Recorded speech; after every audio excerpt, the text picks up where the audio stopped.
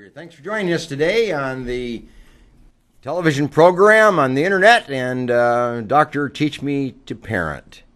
We're, as you know, basing it on my book by that title, Dr. Teach Me to Parent, and we've been using this book all year as we've been going from program to program, identifying areas within the family that need to be addressed and where parents can gain kind of a basic understanding of how to parent a child under different circumstances and under different needs and different problems that emerge within the family life. Now, as usual, I'd like to give you a kind of a perspective on what we're going to do today in the program and how we're going to focus it. So let me do it in terms of a quotation that I have for you today, and it says this: family happiness is homemade. Okay? Family happiness is homemade. You know, there is no formula for family happiness, no particular formula for happiness.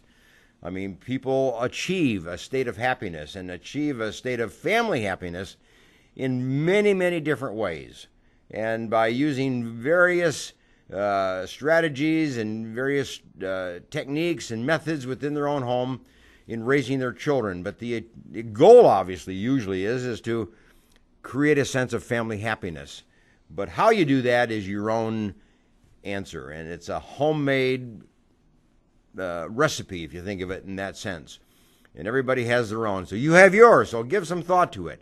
What do you do to create that sense of family happiness within your home? And what works and what doesn't work? And you may want to share that with other people as well. Well, today we're looking at the general topic of raising a disabled child within the home. Now, many, many hundreds and millions of people in America raise disabled children. Mentally disabled, physically disabled, emotionally disabled, in many, many different ways in which children have an impairment or have a struggle in life because of some particular quality or quantity of part of their life.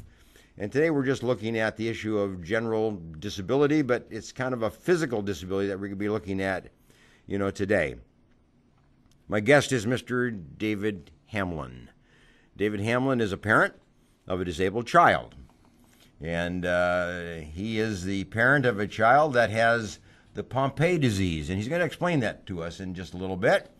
And as well as that, he is the director of the foundation that raises funds for families and children with the Pompe disease to support these children, support these families, and help them get the necessary treatment and support that they need. So we're going to kind of range our discussion on that general topic today and look at the issue of a disabled child in a family, and particularly somebody with a physical disability. So thanks for joining us, and let me introduce you to Mr. David Hamlin, our parent of the day. And David, welcome. But what I'd like to ask you is this, is that Pompe disease, I mentioned that. Now, what is that? Can you give us a kind of a nutshell of what we're talking about? It goes under 2 or 3 different classifications. One of them is known as a glycogen storage disease. It's also known as a very rare form of muscular dystrophy. In the simple terms is, as we eat our food, we break it down, it goes into storage in the form of glycogen. The Pompe patients lack, or they have a diminished amount of this enzyme, and they cannot break down the glycogen in their muscle cells. So it's like a sugar disorder of some kind. Yes, it's also metabolic disease. So as the glycogen builds up in between the strands of the fibers cannot slide on each other, and eventually the glycogen will build up and it will actually burst the muscle fibers themselves. And it affects all the muscles in the body. They have found glycogen even in the tonsils, eyelids.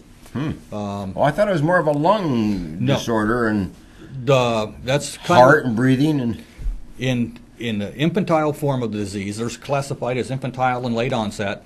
Infantile will have heart involvement where the heart will be 2 to 3 times normal size, and that's usually how they're first diagnosed. They'll go to the hospital for pneumonia, and when they take a chest x-ray, they'll see the enlarged heart. If a patient produces a measurable amount of their own enzyme in their body, usually the heart's not involved, and we consider those a late onset patient.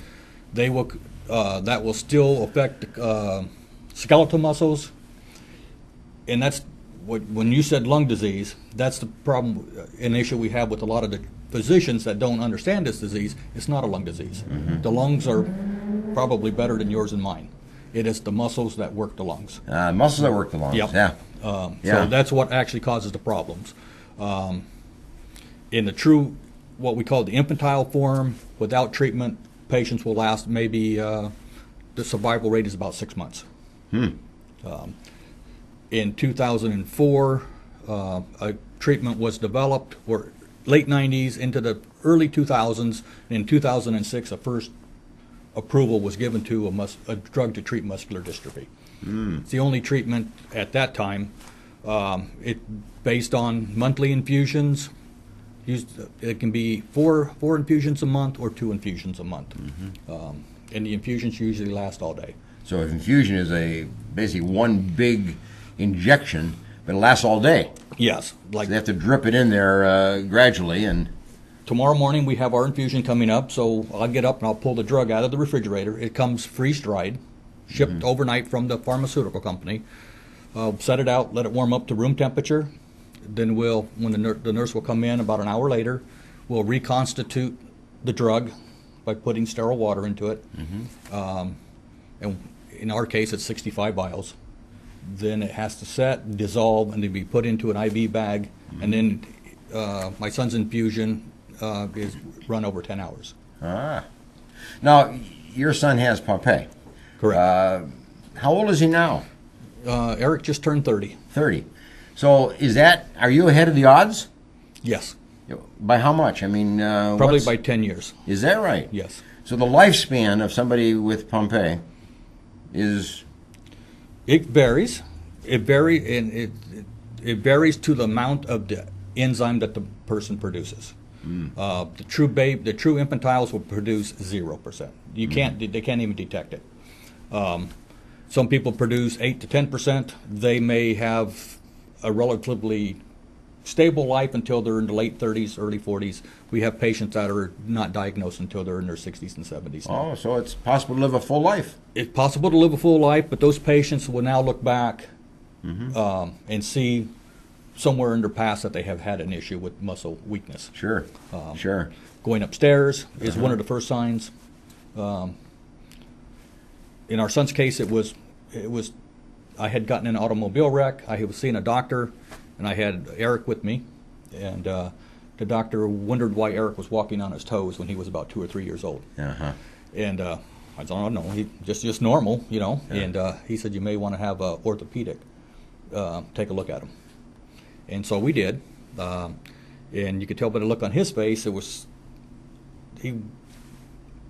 something else going on. Something more than an orthopedic. Because his muscle, muscle, he was saying that his muscle tone and everything was not quite what it should be. And so that started us on our journey. So part of your journey, though, is that you formed a foundation here. Yes. And operates out of your own office here in Fresno, the United Pompe Foundation. Correct. What's that all about? What's the purpose of a foundation in working with these families? With our foundation, we started off our foundation in 2002 when our son first went on a ventilator and in a wheelchair. At the time, there was a kind of a scientific symposium going on that I wanted to attend, but we had just spent 5 weeks in Children's Hospital, and so we didn't have the funding to go. And so we checked around. There was no foundations or organizations to help, and at that time I was going to take off work and take care of Eric. I thought it was going to be short term, but we decided to start a foundation then so nobody else would be in that position. So the foundation, we fund anything from type of medical devices, wheelchair ramps, scooter lifts for vehicles, all the way down to maybe a power bill. I imagine there are a lot of these families that live in rural areas and they can't get to a doctor that would be appropriate to treat them. Correct. So that's cost. We do cost of travel and so on. We do the main focus of developing treatments and treating these patients is at Duke University in North Carolina. So we do provide a lot of funding for families to go out there.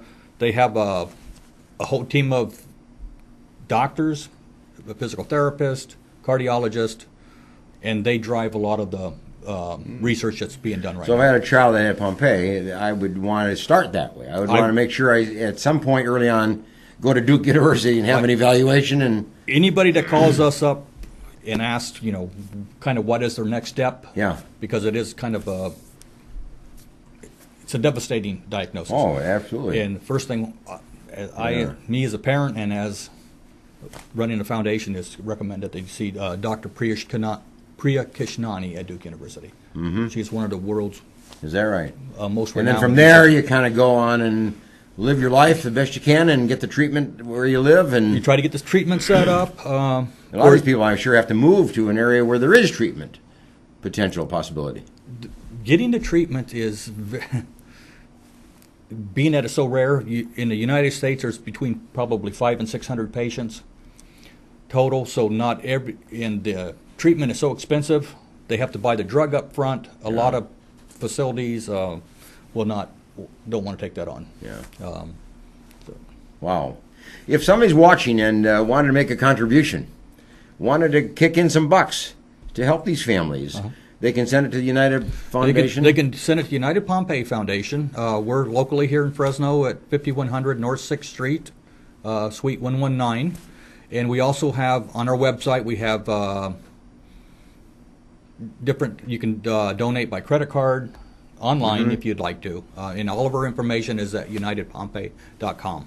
And you'll see the United Foundation website shown here briefly in a moment. But I would encourage you, if you have any sense of caring for people who are in devastating situations and really need and would depend upon the support of the community, kick in a few bucks. This is a great opportunity and a great foundation and a great need, for a few dollars to go a long way. And the good thing about our foundation is there's nobody paid. We're all volunteer. In fact, we probably lose more of our money than, at our own personal. Yeah, it's very different. There are a lot of foundations that flip-flop it the other way. Yeah, no. Very little goes to the We want to actual make sure cause. that the patients are the ones that receive the benefit of anything. That's beautiful, yeah. But, people who are disabled, we call it kind of a disability, and Pompe may be one of those, but that doesn't necessarily mean that a person can't do very much. There are people who can do a lot, maybe people who can do very little. What's the average of a Pompe patient? Are they fairly independent, self-supporting, self-sufficient, or are they really dependent upon kind of a family or a care system? A lot of them, it runs the gamut. A lot of them, the infantile portion is the smaller portion of the patient population. They require care from birth until we don't know yet, because the patients that are now living into their late teens it's never happened before. Oh, yes. So this is we're kind of blazing a new trail where these patients would live 6 months. Now they're living. We have patients now that were diagnosed and without treatment would have been dead already. They're 15, 16, 17 years old. The first patient treated back at Duke, one of the first patients, just started college this year. So they can live somewhat of an independent life. Yes. I mean, with early intervention and treatment, they can. Probably not be totally independent. No, we always see some type of residual signs of the disease. The treatment we have now is effective if caught early, but it's a starting point for us. And so there are new therapies being developed. Yeah, but it's nice to see somebody who becomes more independent, more self-reliant, self-sufficient, contributes to the community, contributes to family life, Yes. lives a normal family life, even though they have something impairing within them. We have patients that have served in the military Yeah. and have done 20 years in the military, and then were diagnosed after they got out of the military. Isn't that So something? it's a whole range. It's a whole range of Yeah. it's a whole spectrum. We try to say now there is no infantile or late onset. It's all it's a continuum. Well, thanks for the little introduction to the Pompe disease. But we're going to take a break now, and we're going to come back, and we're going to talk to David Hamlin, who is the parent of a Pompe patient. What is it like to raise a child like this in your home? What are the challenges of being a parent of a child and a young adult that's got some kind of an impairment and disability? So go get a cup of coffee and come on back in just a few minutes. And in the meantime, look at the ad on the United Pompe Foundation and write down the address and send them a contribution. That would be a great thing to do. See you in a few moments.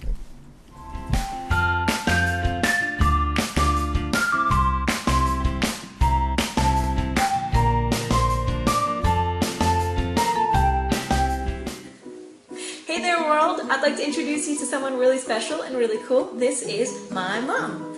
My mom is an amazing person. She is a writer. She is a newly transplanted Texan. She is a woman of faith and she loves 80s music. She also is a person with a very rare genetic muscular disorder called Pompe disease. Pompe disease is a terminal, progressive illness. It's a genetic enzyme deficiency which ultimately leads to the destruction of your skeletal muscles. Those are the muscles that control how you move, your arms, your legs, and your torso. When your jaw or esophageal muscles are affected, you can no longer eat and require a feeding tube. When your diaphragm is impacted, you can't breathe on your own any longer and require a trach ventilator. When your legs are impacted, you will no longer be able to walk without assistance. You can lose bladder and bowel control. It affects children and adults, and eventually it kills you. It is rare, but it's real. Now we're lucky. My mom's still able to walk, though she uses a cane to get around most of the time. She's still able to breathe unassisted, but she can't go upstairs, and she needs some kind of assistance to get up from a seated position, like if she's sitting in a chair. She has to examine every activity ahead of time to know if there are things like handicap parking, accessible buildings, and even functional bathrooms. All of her activities depend heavily on the weather. A windy day can be just as dangerous as an icy one. She jokes that you can tell what kind of day she's having by whether she can lift her arms high enough to do her hair. And she recently moved into a one-story house specifically with the idea that she's one day going to need a wheelchair to get around. Those are the kind of things she has as everyday concerns. Her normal everyday fears are things like dropping her keys or falling in public and not being able to get up. That actually happened a couple of years ago. She fell and fractured her pelvis because she was unable to break her fall. I receive an enzyme replacement therapy every 2 weeks for life. It's a 6-hour IV. It helps slow the progression of the disease, but it is not a cure. And it costs about $100,000 every time you sit in the chair. Insurance takes care of most of that if you're lucky, but not everyone is, and the expenses add up very quickly. Things like wheelchairs, accessible vehicles, special housing, travel costs to medical conferences, doctor's appointments, and clinical trials. Luckily, there is a group that helps families with Pompe handle these costs. The United Pompe Foundation is a group connecting funds with real people who need help. This was founded by a father whose son has Pompe disease, and they could not find the resources that they needed. They assist patients and their families with medical costs and other expenses that they need to survive day to day.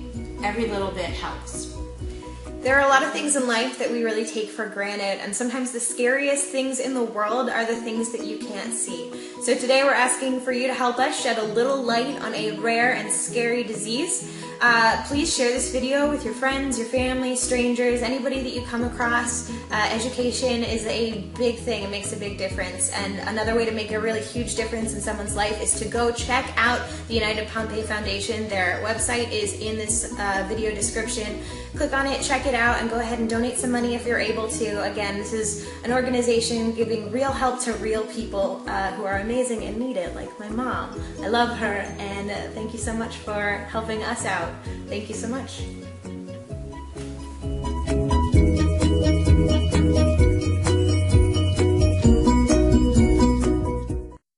CentralValleyTalk.com.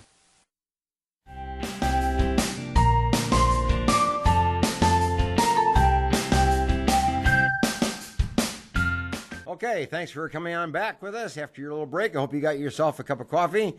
we're going to have a little deeper discussion. We're going to drill a little deeper now into this issue of living in a home with a disabled child. And David Hamlin, our guest, is obviously the parent of Eric, who has Pompe disease and has lived the story. He's lived the life of a disability home, and a disability-based home, if you will, and knows what it's like. There's joys, there's a lot of happiness in raising every kid, disabled or not, and there's a lot of frustration in raising every kid, disabled or not. True. But I would imagine when you're raising a disabled child, the frustrations are a little bit more often and deeper than the joys. But they're there. They're both there. They're both there. Our son walked one day. The next day he didn't walk. So it was. So you get that joy one day and yeah. So discouragement. It was, and it was just our circumstances that happened that way. Mm-hmm. Your life changed 180. We had to make sure Eric walked, and he didn't have any type of mechanical ventilation to help him breathe before one day. The next day he was placed on a ventilator and has never walked since. So you go from total freedom, as you know, we want to go somewhere, come on, let's go. Now you're looking at not only modifying your home, do you have the right vehicle that a person can be transferred into? Oh, yes. Do you have steps that have to have a ramp built? Those are just the things that the obvious or the physical. But didn't you find yourself fighting the struggle of insurance issues? Oh, that's got to be the frustration. It's very frustrating because you're already living your life totally different than what you wanted, than what you expected. Yeah, sure. And sure. And me and a lot of other parents have always made the comment, why doesn't some of these people that base their answers for our insurance needs, why don't they come spend a week in our home just to see what... They'd be a lot different as an insurance clerk somewhere along the way. You would see be a little more sympathy and empathy and compassion, perhaps. In our son's case, being that he was a child and disabled, he went on Social Security, which we're very, very thankful for. Sure. And there's programs around California and around the country, but good programs in California that allows a parent or a family member to take care of a child that's disabled. Most people think of that as a child taking care of their parent as they get elderly. Sure. This is just a reverse. Just reverse of that. Yes. And so there are programs that allow a parent to stay home, work with the child, make sure the child gets the best care that they can get, and they won't go bankrupt. Yeah. It's not you don't get rich, but it does allow that to happen. But it's true. There are a lot of kids that take care of their parent and get paid for that. Yes. Yeah. So those programs are really nice, but there's criteria you have to meet every year, of course, and that's fine. But over the past 7 or 8 years, they're trying to push everybody off of like a straight Medi-Cal programs and into managed care. Oh, yes. To save money. Sure. These kids that have these difficult or what do you want to call it? Rare diseases and difficult to treat. They don't fit into that box. Yeah. They have to see specialists from pulmonology, cardiology, physical therapist. I'd imagine you have an array of 6 or 8 doctors that you have to see in different combinations. And as in most places, when a child hits 21, they're not allowed to go to a children's hospital anymore. No. Well, these are the specialists that have treated these kids since their whole life. And now they're being put out into the public to try to find ways to get the answers that they need. And I imagine most doctors that are specialized in treating Pompe are doctors who treat children. Yes. As compared to the doctors who treat adults, there's probably fewer of them I can tell that you, know about Pompe and know what to do. In Fresno County, in between Los Angeles and San Francisco, we're in this area, there's 2 patients. And that's it. And so to have a doctor that understands that, and then you lose that doctor, is very difficult to do. So you're not only dealing with as the child ages and gets older, you're not only dealing with the challenges of the disease that they have, they're susceptible to every other disease that we are. You know, Sure, sure. As in my son's case, Sure. he- Flus and colds and he developed cancer. yeah. And so everything can't be pointed back to just a disease. There are There are other things that different ways. the normal diseases that happen. Yeah. So back to the insurance issues is every year they send you a notice that says we would like you to go into managed care unless you want an exemption. So we fill out the exemption, have our doctor sign it, that he does have a very hard to treat disease, complicated disease, and needs to stay where he's at. Yeah. And for the first 5 or 6 years, that was no problem. But as they got farther and farther into managed care plans, they're almost forced. They're not almost. They are forced. Trying Kind to of force twisting you. your arm Yes. to go into a managed care program, Yes. which would lead you to a treatment program of inexperienced doctors Well- or unknowledgeable doctors in this area. Yes, and last year they actually did force us off for about a week, and he gets 65 vials of drugs every 2 weeks, 50 milligrams. They authorize less than one vial. So he wasn't treated, He basically. he would. Wasn't even treated. He would not have been treated if they hadn't reversed their decision to go back to Yeah. and put him under his old plan. Yeah. It's got to be an expensive operation for the government. You know, whether you're dealing with Medicare, Medi-Cal, whatever insurance company it might be. It's got to be an enormously expensive treatment protocol. It's very expensive, but by allowing the child or the patient, whatever age you are, to stay in the home, the state is not paying for them to be put into some an- type of an institution. Yeah, kind of like care, long-term care facility. of type, yeah. And so not only do they get better care, it is less expensive to do that. So this whole idea of the frustrations that you have, you got frustrations and kind of obviously just taking care of someone, the frustration having to deal with the system, you know, the insurance Yes. system. You're going from your child that was walking, now you're helping them do the task of daily living. You know, if there's a joys in raising a disabled child, sometimes the frustration overrides it. You know, you experience more frustration than you do joy. And it's almost like you forget that there are some happy times, or there are some times in your family life that are really joyous, and we're celebrating and remembering. And Yes. sometimes you get bogged down in all the nonsense. If that's all you had, you would go nuts. It's very difficult on Yeah. not only the child, but on the family interaction with your spouse, Sure. your other children. Everybody has to have their time, Yeah, they do. and they deserve it. and that's hard to do. And you need your own time as And you need your own as the time. primary parent. Yes. I don't know if you are the primary parent or your wife is the primary parent, you know, to the child. But maybe at certain times you're the primary Yep, parent. it certain kind of times switches. She's the primary it parent. switches off. Now, in our case, with Eric being on a ventilator, somebody had always slept in his room with him. For 10 years,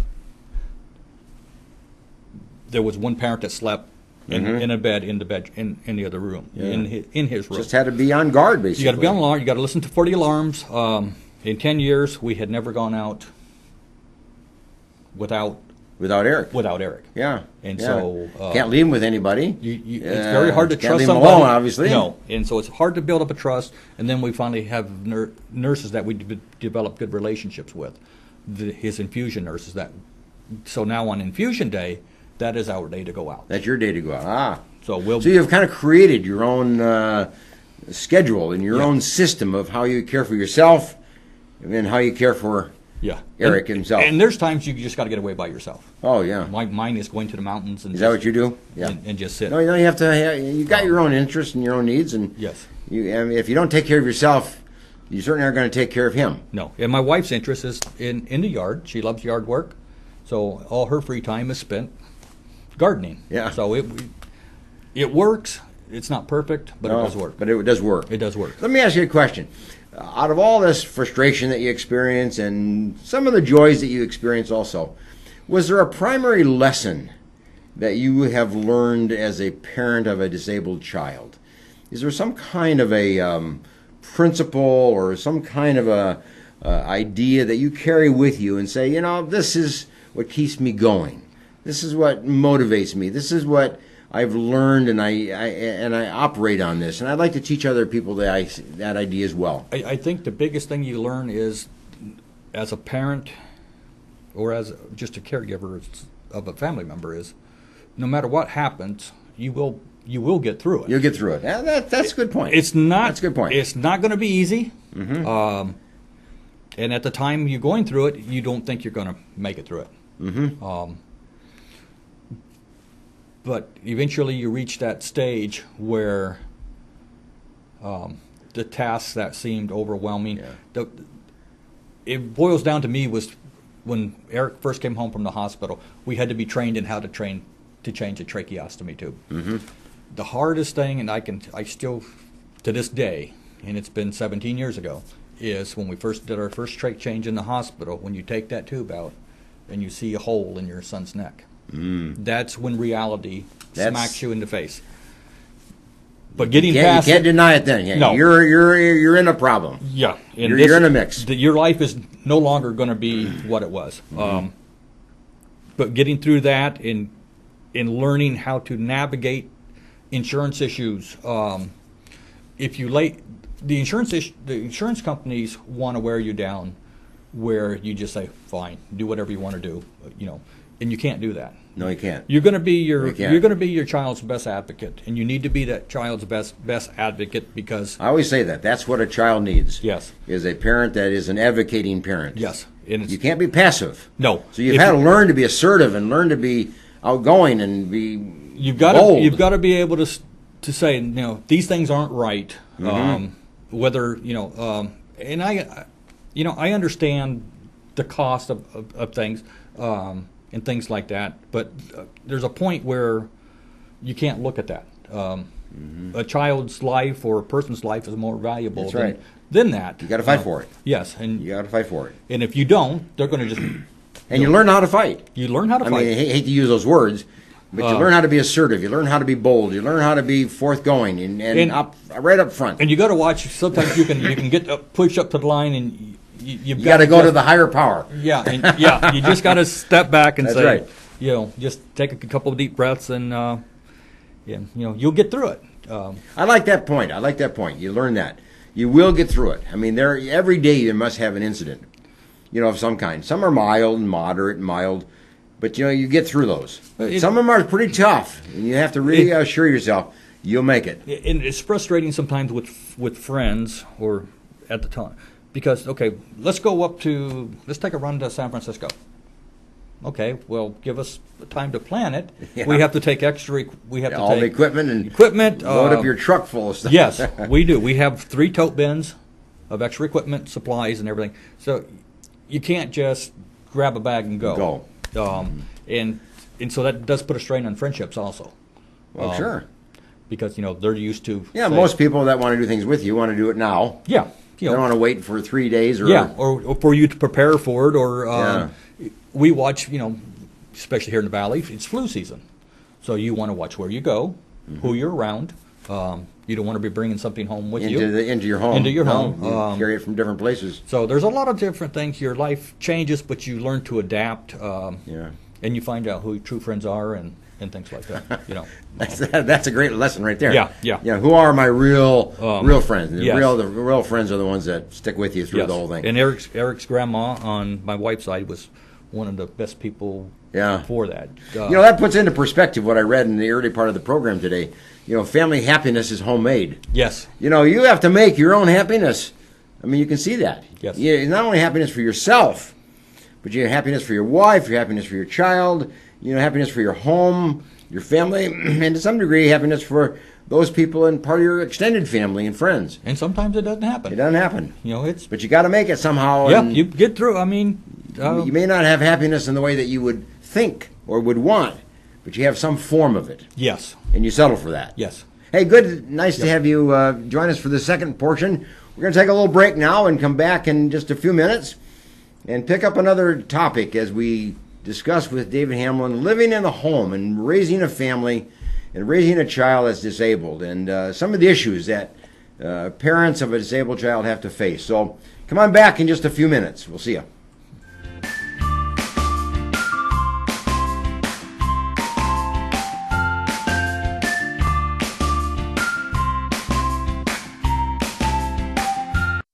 Green Gables Care Home is a 24-hour assisted living facility for the elderly, located in Clovis, California, offering spacious private and semi-private rooms which are wheelchair-approved, catering to the special person in your life who needs attention and wants to live in a loving home environment. The Green Gables Care Home has assisted living in secured homes for elderly persons with Alzheimer's, memory loss, and for your loved ones needing assistance with their activities of daily living. Call 559-307-0950 and visit GreenGablesCareHome.com.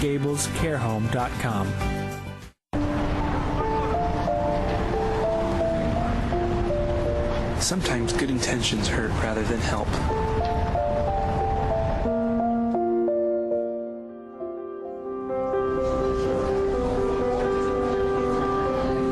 For just $1.76 per meal, the Fresno Rescue Mission offers more than food. We offer hope. Please donate today.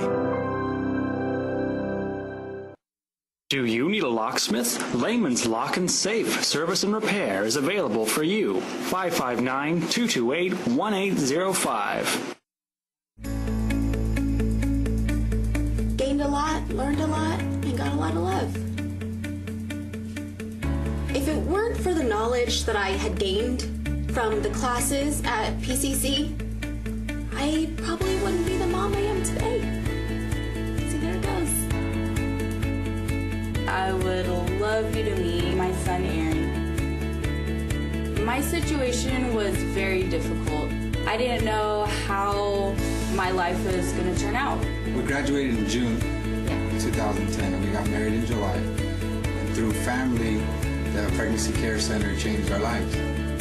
The Pregnancy Care Center was a huge, vital part in helping me walk through that pregnancy, in educating me and loving on me during that time.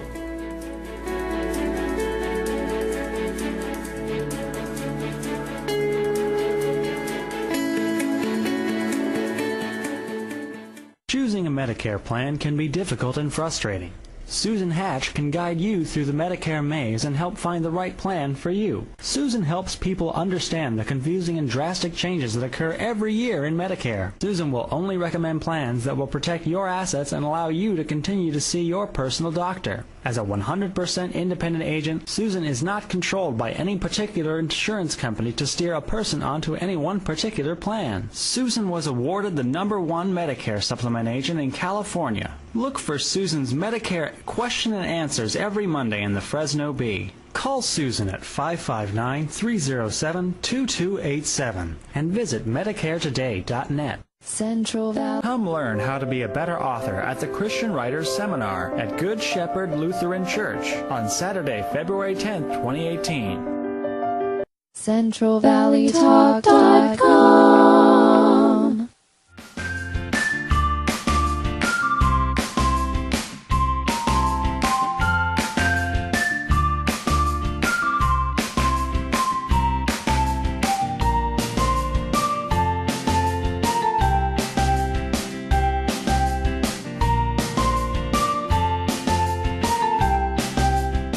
Okay, thanks for coming on back. I hope you got your coffee, and we're now in our little third segment here of what it's like to be a parent of a disabled child and raise a disabled child in your home. And David Hamlin, parent of a disabled child, is our guest. He's the director of the United Pompeii Foundation as well. He spoke about the disease of Pompe earlier on and the fact of the foundation and raising funds to help families and help children who have this particular disease. But living in a home with a disabled child, just generally speaking, is tough. It calls for extra grace. It calls for extra compassion. It calls for extra encouragement from others. Who's your support system? As a parent, when you go through tough times, you kind of reach out and look for somebody to be in back of you or support you in some way, kind of a cheerleader. What do you guys do for that? In our case, since my mother-in-law passed away a few years ago, we've been our own support. Oh. Me, my wife, my daughter. You know, that's a kind of typical pattern, too, in the sense it's the grandparents that support, you know, and when they're gone, then... Yeah, they face their own issues. Father-in-law went through Alzheimer's, and so that was a hard... Mm-hmm. And I can remember when he first learned that Eric was diagnosed with Pompe, he said, at least I won't be around when something happens to him. Wow. And so that was kind of a poignant moment, you that know. Was a tough moment, that's right. So when my father-in-law passed away, my mother-in-law took care of him until the day before he passed away in her home. And she was always Eric's caregiver. They really bonded. Oh, yes. They were very, very close. My family's out of state, scattered across the country. So the support is not coming from the family? No. Extended family? No. Uh-huh. It's so you have each other? We have each other, and now my granddaughters are getting older. Mm-hmm. So they're learning.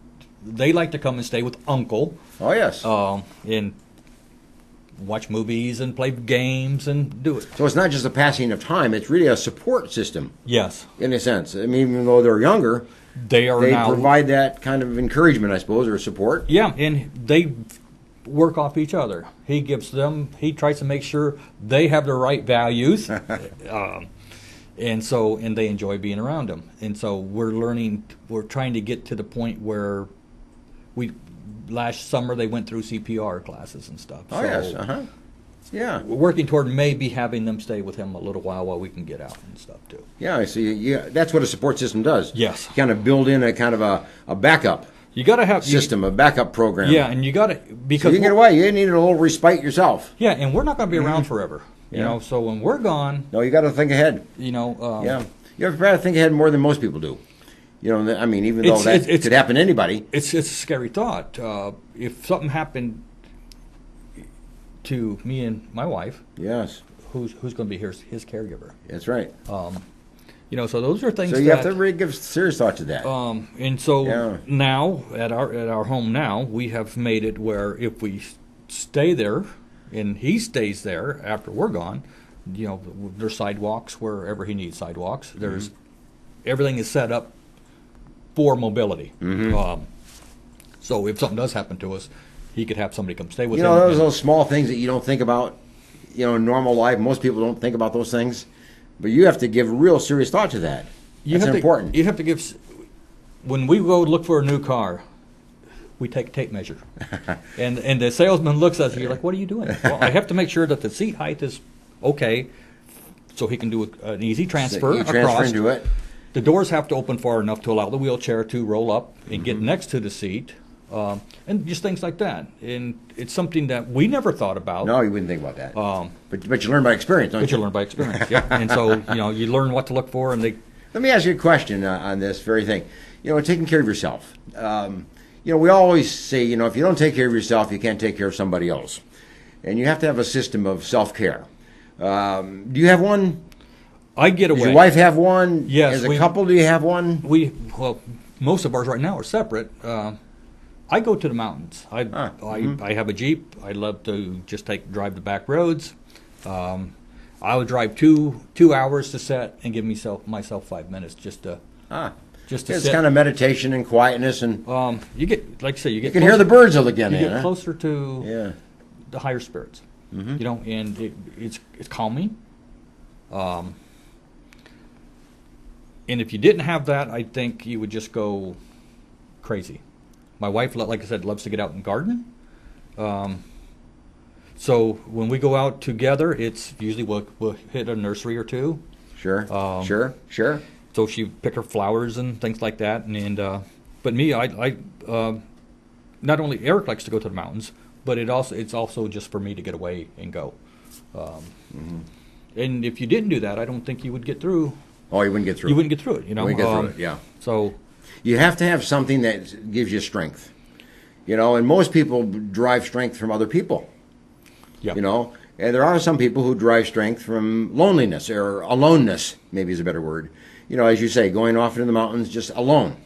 And, you know, where there is kind of opportunity to reflect, an opportunity to rest, an opportunity to pray, an opportunity to meditate and just be there yourself. Yeah. I think what you draw strength from that. I think what makes us work, that we've been able to stay together as a family, is Kathy deals with the everyday things. Mm-hmm. You know, running a household, you know, bill paying, just the normal everyday thing. Which, when this happened with Eric, I could care less about that kind of thing. Mine was, where can we find a treatment? So you did the, you know, where, you know, you did the care, you did the primary care arrangements, and so we worked, you know, contacting the pharmaceutical companies to find out what was trying to find out, you know, what treatments were available, if anything was available, clinical trials going on, and so that makes us probably work. You know, in the wear and tear of this, I have an interesting question for you. In the wear and tear of this, as parents of a disabled child, there are times you just burn out.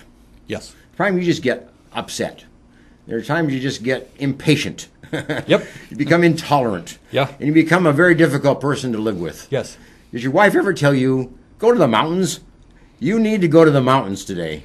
Did you ever tell her, go out in the garden and take care of yourself and come on back after you've had some time alone? Me, I shut down. I will sit there and say nothing. Oh, not good, David. No, it's not. But that's just, you know, and it takes, you know, then.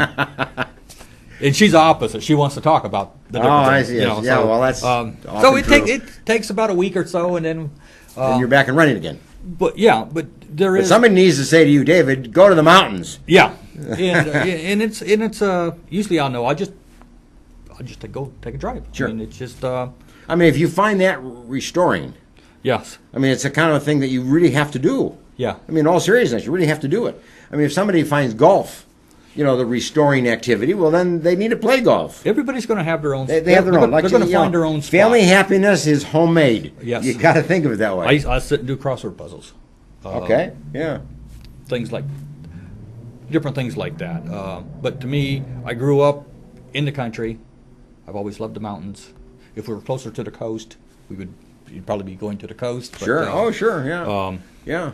I mean, you find your own. You have to find your own. You have to find your own. But you got to also take advantage of it. Yes, and you gotta have each spouse or even family member. It's not just spouse, but it's also parent to child. You got to give each other their space too. That's also true. Yeah. Because even though Eric's 30, he's still my child. That's right. You know, but he must have his times where he gets frustrated and impatient and intolerant. Sure. You know, in his own feelings, and he needs his time away from you people. Yes. And how does he do it? I mean, that's when the infusions come in. That is his time that he really bonds with his nurses. Oh, I see. That's when you leave town. We leave. We're gone. You're gone, and the nurse comes in, and she's there all day, and they build up that rapport with each other, and that gives him time away from us, where he's not a child per se. Sure. You know, he's an adult. Sure. They have adult conversations. They do whatever they want to do. They may play games. They may go online shop while he's doing his infusion. You know, but that gives him some time. Just like any other family, there are clashes between the parents and child. You know, I may say something to him that he doesn't like. He may say something to me that I don't like. Yeah, we're all like that. Yes. You know, we all have our need for aloneness. We all have our need to build our own strength and stamina. And we're able then to do what we do, no matter what it is. I mean, it's not just the disabled child. No. The family. And the thing is, even though his body, he has a physical disability, his mind is very, very high on the IQ scale, learning and that's stuff. True. So he has a lot of drive for the things that he likes to do, and he's very smart at what he does. A couple years ago, over the summer, we decided he was going to build a home entertainment center for his bedroom. Of course, he has the master suite at the house. That gives him his own area. His space. He's got his bathroom and bedroom. But we built a whole home theater. We built 9 speakers. He's got a 105-inch screen on his wall. Yeah. But he bought all the electronics for the speakers in separate pieces. And soldered them together on his own. So he has like a little hobby. Yeah. area. So there's things that he can do. That kind of helps him too. And I gather that's one of your creative areas that you have to always think of. What creative thing can you do together? Yes. You know, because a lot of it's fun time together. but also what are the creative things he can do by himself, and that you can do by yourself. And he's a you need all that. Yes, and he's a voracious reader. He likes to read, and things like that. So you sit and wonder as a parent what goes through your child's head, disabled child's head. And that's something you have to learn to kind of put in a box somewhere because you can't change it. Oh, that's true. That's true. Let me ask you a question before we come to a close here today, and that is, what advice do you have for parents? You know, if you think of parents that have all kinds of tough stuff they have to deal with, maybe not what you have to deal with, they all have their own. And you know, whatever is tough for me is probably as tough for me as what your situation is for you. Yes. You know, we all have our own way of evaluating it and experiencing it and feeling it. And it's not a competition that you're got tougher life than I have, or whatever. It's different. We all have our own circumstances, Yes. and we all have our stuff we have to deal with. How do we get through life? How are you getting through life? What do you tell people? In a family structure, everybody's got to have their own space and their own time that allows them to kind of find their center again. You may not agree with some of the stuff they do. It may be different than what I want to do, but there's got to be compromise there. If not, it'll tear your family apart. It will. And so we, of course, in rare diseases or disabled family, there is a lot of divorce and separations and stuff. Unfortunately, it's the father that usually leaves the home. And I can tell you That's right. That is, as a father, it's your responsibility that you think you have the strength to take care of every problem. Oh, we think so. And when you find in a disease like this that you don't have the answers, that's very humbling. Because it's your job to fix it. Yes. And I have a good family friend. Their daughter had muscular dystrophy. And boy, within a year, he was gone. That father left the ship. I mean, and then that poor little girl who lived 10 years before she died in the care of a mother by herself. And they're in a rural area and very little support system, and it was a tough way to go. And there are men that do that. They just abandon ship. I can tell you the first 2 or 3 years of Eric's disease, I was known as the phantom father from our doctor. Sure. Because I would go to a doctor's appointment, and the doctor would say, your son his disease is progressing, there's nothing you can do. Okay, so why am I coming here? And so that is kind of a running... Yeah, it gives you the message that you're... there's no place for you or no real mission. So it's hard. But you do... it can either bring your family closer, or it can tear it apart. Oh, yes. And it's kind of going to be based on what your reactions to it. It really says to a family, pull together. Yeah. You got to pull together. You're in this thing together. How much of this, last question kind of to you, but how much do you actually share with your adult child? Now, as a child, you don't say very much, I'm sure, but you have an adult child, so that's disabled. How much do you kind of take him into your confidence and kind of tell him some of your frustrations or some of the tough stuff that you're thinking about and going through, or asking ways in which you can improve or make things go better? As compared to trying to figure it all yourself. I probably need to do it more. Well, because he is now an adult. Yeah. And he probably has his ideas of what would work better. Well, as me, I look back at my age when I was 30.